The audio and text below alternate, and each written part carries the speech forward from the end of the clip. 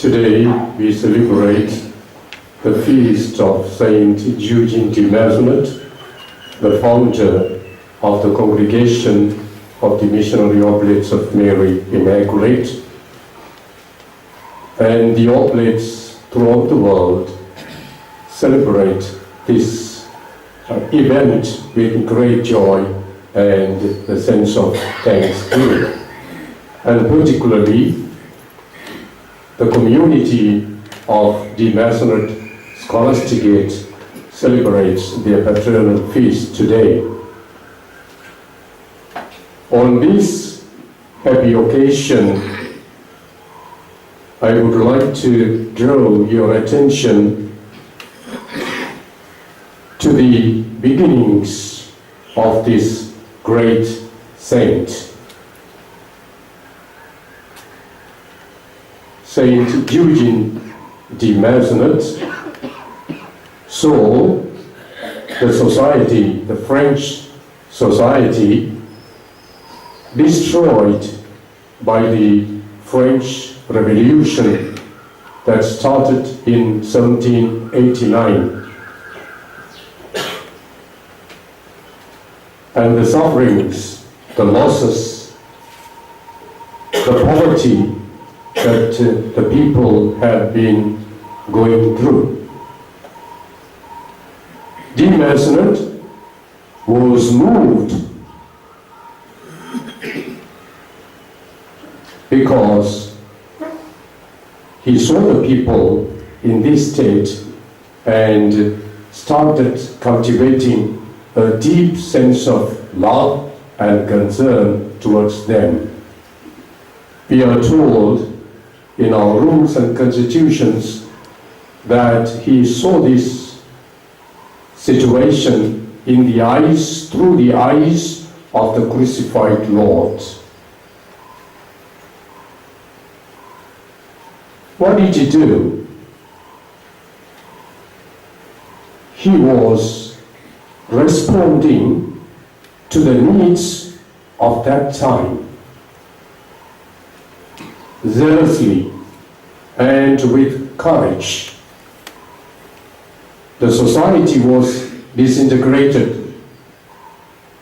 The moral, ethical, spiritual lives of the people were all shattered, and the whole society of people were left in the lurch.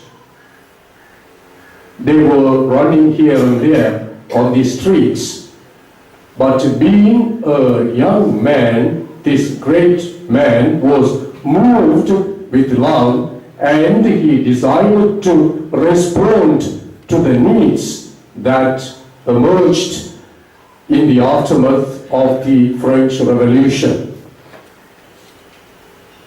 I would like to draw your attention to our own situation today. The same situation exists in our country.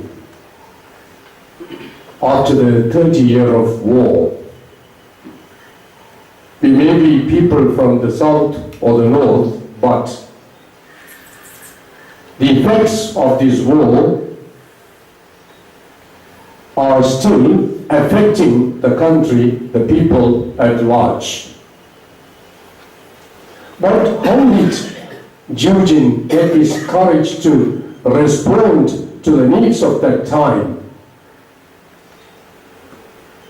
How did he, being alone, was able to bring about a revolution in the life of the people? How did he respond to the needs of the church at that time? But then, mysteriously, he has been successfully involving himself in the building up of the society.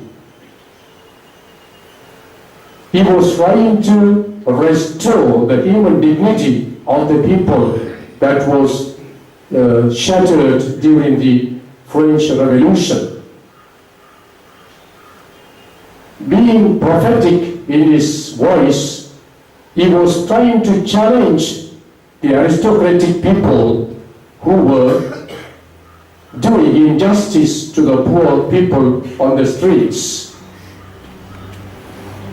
He was voicing his sentiments on behalf of these poor people and was fighting to mete out justice to be effected.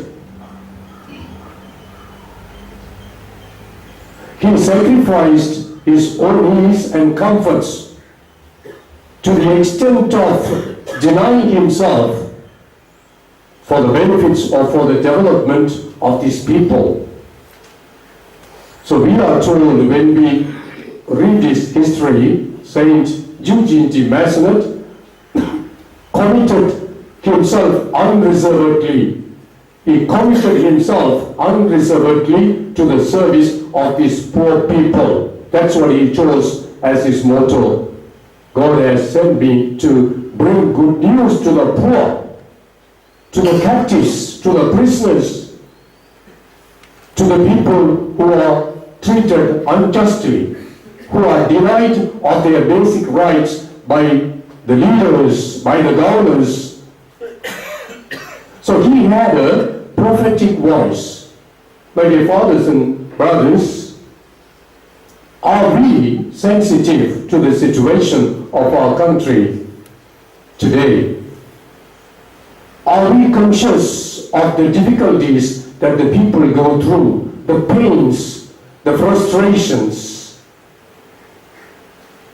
the sufferings in silence, the poverty, the homelessness, the nakedness, the disintegrated life that our people are going through? What is our response, or are we able to respond to this situation today?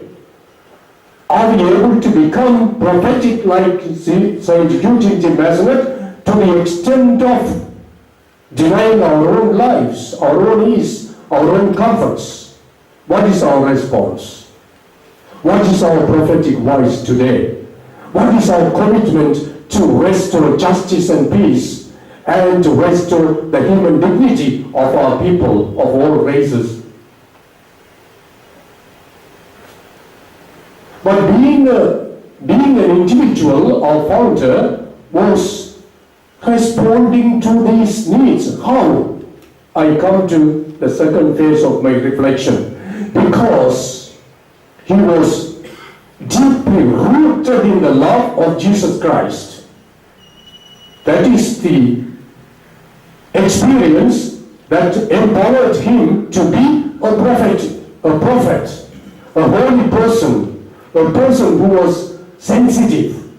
He was deeply rooted in the person of Jesus Christ, his love. I think if we are to respond to the situations of our country, or to do something beneficial to the needs of our people, or if we are to commit ourselves to reduce or to heal the pain of our people, the frustration of our people, or even to restore their lost human faces, first of all, we have to have the spirituality of our founder and the sense of being deeply rooted in the person of Jesus Christ. He was simply rooted in the person of Jesus Christ, and we are told he was looking at the society through the eyes of the crucified Lord. I think we are unable to respond to these situations, to these emerging new situations as him, because we are not spiritually motivated. We are not spiritually motivated. He was successful because he was drawing his energy from the person of Jesus Christ, from the personal experience of his love to this crucified Lord, and therefore he became bold, he became courageous, he became prophetic, and he became a challenging force to that society at that time. The love of Jesus was a motivating force in his own life. Where are we standing today? Are we keeping silence? Are we indifferent to the needs? Or are we frightened to rationally address the needs of the society? Are we frightened to go to the people with the person of Jesus Christ? These are the relevant questions that we have to ask ourselves on this occasion as we celebrate the feast of a great man, a courageous saint, a zealous person who loved Jesus and the Gospels. My dear fathers and brothers and sisters, I pose these challenging questions to you today. Are we able to do something viable to the society, to our people? Are we able to be conscious of the cries of our people, whether we are Tamils or Sinhalese or any community? Are we able to see the needs of the people with the crucified eyes of the Lord? The crucified, in the eyes of the crucified Lord. Are we able to see that? So Eugene was able to see and respond and to suffer because, again, he was deeply rooted in the person of Jesus Christ and his good news. So as a conclusion, I think our formation, ministry of our formation, has to be geared in this light, in this way. Otherwise, the relevant documents, recent documents of the congregation and the messages of the Holy Father tell us that if our formation ministry is not geared to address the relevant needs of the church and of the respective congregations, it has no value. It has no value. So first of all, as we are told in the norms of the new norms of our oblate formation, we have to be formed first as to be men of Jesus Christ, men of Jesus Christ, oblates of Jesus Christ, religious of Jesus Christ. We have to be formed in such a way that we love Jesus Christ primarily, and he becomes the source of our life and mission. He has to energize us. He has to form us. He has to make us spiritual. Unless and until we are formed in his spirituality, in his love, I think we will not have a relevant ministry in the future or in the congregation.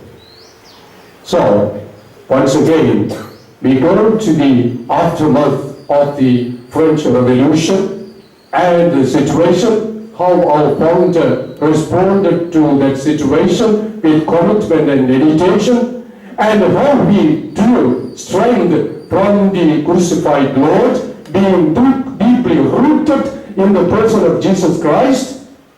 We have to be doing the same thing in the coming years in our own country. We can be religious or diocesan priests or any religious belonging to other congregations. But I think more than ever at this juncture, all of us have to be prophetic in our mission.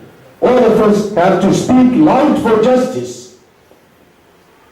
It is a sin that we keep our mouths shut. It is a sin that we remain silent, seeing the people's need, seeing the sufferings of the people, seeing the needs of the church, the congregations, the dioceses. And then are we acting like good shepherds? Or are we behind the sheep, snatching and killing and having a big banquet? All these things will be possible provided we come back to the roots. We come back to the roots, to the love of Jesus Christ. So in our formation ministry, each candidate, even priest, should be formed primarily in the love of Jesus Christ. In the love of Jesus Christ.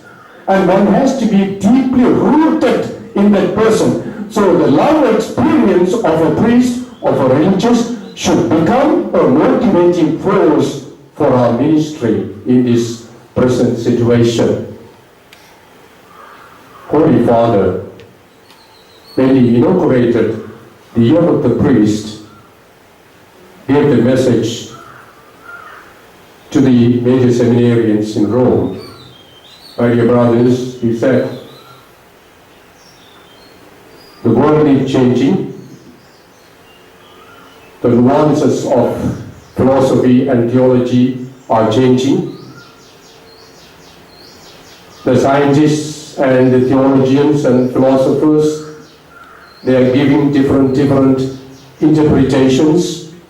So we have the problem of hermeneutics, but he said, very emphatically, he said, we have to be formed, you have to be formed to be another Christ. Because priesthood is nothing but a participation of the life of Jesus Christ. So as oblates, as priests, as people set apart for the people of God, as people who have received special call, vocation to be the protectors or the good shepherds of our people, we have to be first and foremost formed to be rooted in the person of Jesus Christ, to the extent of personally cultivating a deep love for Jesus Christ. That will become a motivating force in our own lives. That's what exactly our founder, Saint Eugene de Mazenod, had. So during this holy sacrifice, let us pray earnestly to God that we become sensitive to the needs of our people, we become committed in addressing their needs, and to do all these things that we may be deeply rooted in the person of Jesus Christ, in his love, and that we are prepared sufficiently and qualitatively during our formative years. Amen.